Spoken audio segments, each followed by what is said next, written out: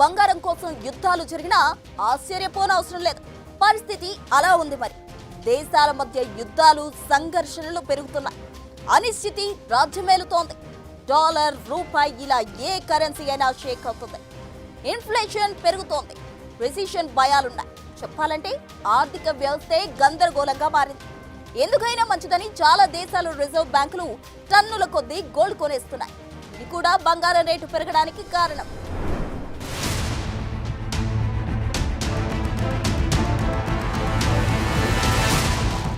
RBI first time తన దగ్గరున్న secret gold ని జనానికి ఓ డాక్యుమెంటరీలో చూపించింది.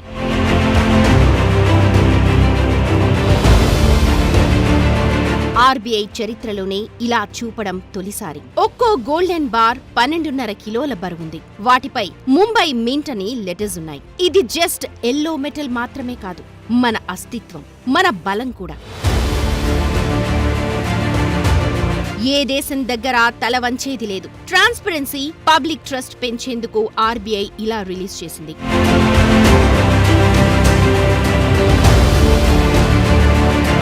మన రిజర్వ్ బ్యాంక్ ఒక బంగారు కొండగా మారింది. 2025 మార్చి 31 నాటికి ఆర్బీఐ దగ్గర మొత్తం 879.58 మెట్రిక్ టన్నుల బంగారం నిల్వ ఉంది. ఇది గత సంవత్సరంతో పోలిస్తే 57.48 మెట్రిక్ టన్నులు ఎక్కువ. విపరీతంగా కొంటోంది. అసెట్స్ ను డైవర్సిఫై చేయడం కోసమే ఇలా చేస్తోంది. అంతేకాదు 2024-25లో ఆర్బీఐ 100.32 టన్నుల బంగారాన్ని ఇంగ్లాండ్ నుంచి భారత్ కు స్పెషల్ ఫ్లైట్ లో భారీ భద్రత మధ్య తీసుకొచ్చింది. ఆర్బీఐకి నాగ్పూర్, ముంబైలో సీక్రెట్ వాల్స్ ఉన్నాయి. అక్కడ నిల్వ చేసింది. రష్యా ఉక్రెయిన్ యుద్ధంతో పశ్చిమ దేశాలు రష్యాపై ఒత్తిడి తేవాలని వారి దేశాల్లో ఉన్న రష్యన్ అసెట్స్ నే ఫ్రీజ్ చేశాయి. ఇది తప్పే అయినా చేశాయి. రష్యాను బెదిరించాయి. సో మన డబ్బునే ఇవ్వకుండా ఇలా ఏ దేశమైనా భవిష్యత్తులో చేసే ప్రమాదాలు ఉన్నాయి. అందుకే ఆర్బీఐ ఎందుకైనా మంచిదని ముందు జాగ్రత్తగా సేఫ్టీ కోసం గోల్డ్ ని డొమెస్టిక్ వాల్ట్ లో ఉంచాలని నిర్ణయించింది. అందుకే తీసుకొచ్చింది. విదేశీ బ్యాంకుల దగ్గర బంగారం నిల్వ ఉంచే ట్రెండ్ ను మార్చింది. నిల్వ చేసినందుకు ఇచ్చే ఫీజుల భారం కూడా తగ్గినట్లే కదా.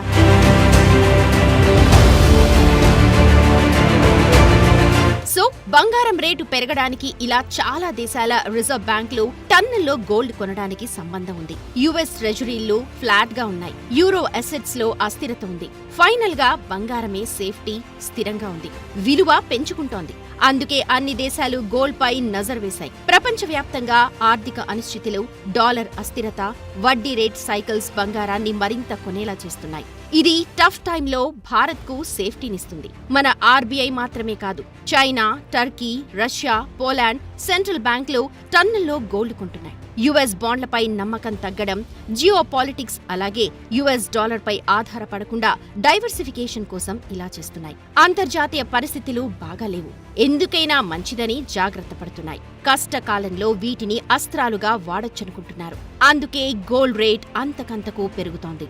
డాలర్ రిజర్వులను పెంచుకోవాలా లేదా బంగారం రిజర్వ్స్ పెంచుకోవాలా అనేటువంటి మీమాంసలకు వచ్చి రెండిట్లోనూ కూడా డాలర్ రిజర్వ్స్ కన్నా కూడా మనకి బంగారం యొక్క రిజర్వ్స్ని పెంచుకోవటమే మంచిదని చెప్పి కేవలం వినియోగదారులే కాకుండా మనకి సెంట్రల్ బ్యాంక్స్ కూడా ఆ నిర్ణయానికి వచ్చాయి.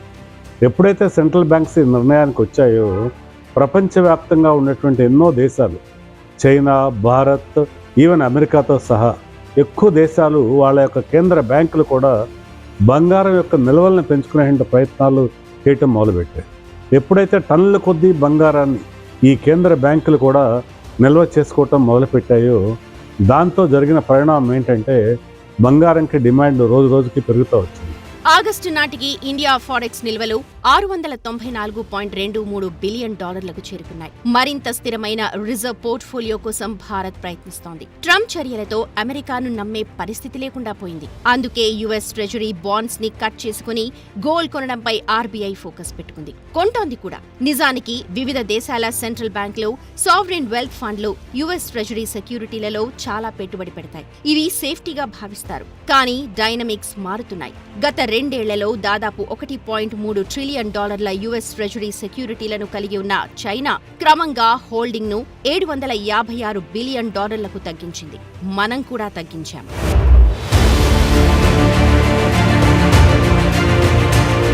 బంగారం ధరలు సాధారణంగా ఆస్తుల మార్కెట్లో సేఫ్ హెవెన్ గా పనిచేస్తాయి. 2025లో ఇది మరింత సేఫ్టీ మెటల్ గా మారిపోయింది. గత ఏడాది గోల్డ్ రేటు 27% పెరిగిన తర్వాత 2025లో మరో 37 నుంచి 40% పెరుగుదల చూపించింది. ప్రపంచ వ్యాప్త రాజకీయ ఘర్షణలు బంగారాన్ని సురక్షిత పెట్టుబడిగా మార్చాయి. ముఖ్యమైన దేశాల సెంట్రల్ బ్యాంకులు డాలర్ రిజర్వ్లను తగ్గించి ఏకంగా 900 టన్నుల గోల్డ్ కొన్నాయి. ఇది ధరల పెరుగుదలకు మరో ముఖ్యమైన కారణం. వీటికి తోడు జియోపొలిటికల్ రిస్క్ ఉంది. ఇన్ఫ్లేషన్ ఎఫెక్ట్, డాలర్, రూపీ ఇలా కరెన్సీ ఒడిదుడుకులు ఇవన్నీ బంగారాన్ని ఎక్కడికో తీసుకెళ్తున్నాయి. గోల్డ్ మైనింగ్ ప్రొడక్షన్ ఏటా 2500 నుంచి 3500 టన్నులుగా ఉంది. డిమాండ్కు తగ్గట్టు సప్లై పెరిగినా రేట్ పెరుగుతోందంటే, ఒకవేళ సప్లై తగ్గితే ఇక గోల్డ్ రేట్ ఎలా ఉంటుందో ఊహించుకోవడమే కష్టం.